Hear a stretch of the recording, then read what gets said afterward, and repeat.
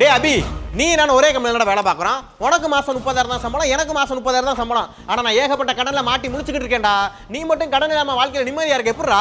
மணி, நான் 5 வருஷமா ஒரு 3 விஷயத்த ஃபாலோ பண்ணிட்டு இருக்கேன்டா. அதனால தான் எந்த ஒரு கடன் பிரச்சனை நான் மாட்டாம இருக்கேன். என் கையிலயும் ஒரு 24 லட்ச ரூபா பணம்ன்றது இருக்கு.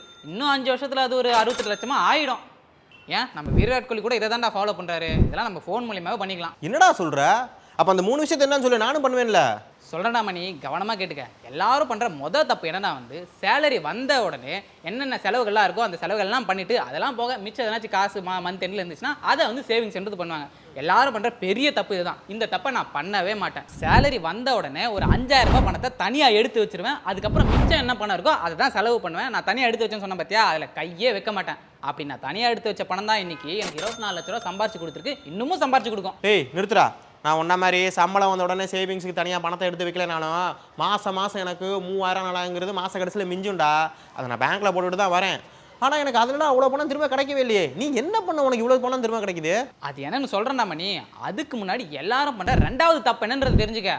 மல்டிபிள் இன்கம் சோர்ஸை கிரியேட் பண்ணாமல் இருக்குது. நிறைய பேர் சிங்கிள் இன்கம் சோர்ஸில் தான் வாழ்வாங்க. அப்படி இருந்தால் கடைசி வரைக்கும் நம்மளால் ஃபினான்ஷியல் ஃப்ரீடமாக இருக்கவே முடியாது. இப்போ விராட் கோலி எல்லாருக்குமே தெரியும் அவர் எப்படிலாம் பணன்றதை சம்பாதிக்கிறாரு. அவர் சம்பாதிச்ச பணத்தை எப்படி மேற்கொண்டு அவருக்காக சம்பாதிக்க வைக்கிறான்ற விஷயம்லாம் உனக்கு தெரியுமா?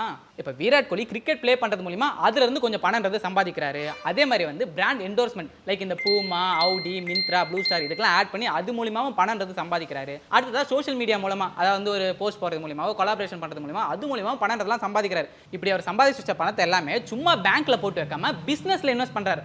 1-8 கிளாத்திங் அண்ட் லைஃப் ஸ்டைல் சொல்லி இந்த ஷூஸ், ஆக்சசரிஸ் இந்த மாதிரி விஷயங்கள்லாம் பண்ணுறாரு. அதே மாதிரி 1-8 ரெஸ்டாரண்ட் சொல்லி அதுலேயே பார்த்தோன்னா ஒரு பிஸ்னஸ்ன்றது பண்ணுறாரு. கடைசி சின்ன சின்ன ஸ்டார்ட் அப் கம்பெனிலாம் பார்த்தோன்னா இன்வெஸ்ட்மெண்ட் பண்ணுறாரு. டேய், அவர் கோடிக்கணக்கில் பணம் வச்சிருக்காரு, ஏகப்பட்ட பிஸ்னஸ் பண்ணுவார். நான் மாதம் 4,000 சேர்த்து வச்சுக்கிட்டு இருக்கேன்டா. அது மட்டும் இல்லாமல் அவர் பிஸ்னஸ் பண்ணுறா இருந்தா அதுக்குன்னு தனியாக பார்த்துக்கிற ஒரு ஆள் வச்சிருப்பாரு. அவரே பார்த்துட்டு இருக்க மாட்டார். நான் இப்போ இருக்கிற வேலையே பார்த்துக்கிட்டு டைம் இல்லை தனியாக ஒரு பிஸ்னஸ் ஆரம்பித்து எப்படா பார்த்துக்க முடியும்? நீ சொல்கிற விஷயம்லாம் கரெக்டாக தானே மணி. இப்போ என்னை எடுத்துட்டா கூட நான் செய்கிற வேலைக்கு பார்த்தீங்கன்னா என்னோட நேரம் எல்லாமே போயிடுது. என்னால் ஒரு புதுசாக ஒரு பிஸ்னஸ் ஸ்டார்ட் பண்ணி அதில் நேரம் தனியாலாம் போட முடியாது. இப்போ ஒரு கம்பெனி ஓனர்ன்றது இருக்காரு.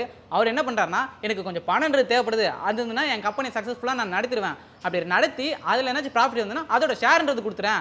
இதுக்காக நீங்கள் எந்த ஒரு வேலையும் செய்ய வேணாம், எனக்கு பணம் கொடுத்தா மட்டும் போதும், ப்ராஃபிட்டில் உங்களுக்கு ஷேர் கொடுத்துறேன் அப்படின்னு சொன்னால் எப்படி இருக்கும்? டே அபி, இப்படிலாம் யாரா பண்ணுவா? அப்பெல்லாம் இருந்தால் தாராளமாக பணத்தை கொடுத்துடலாமே. அப்படி ஒரு இடம்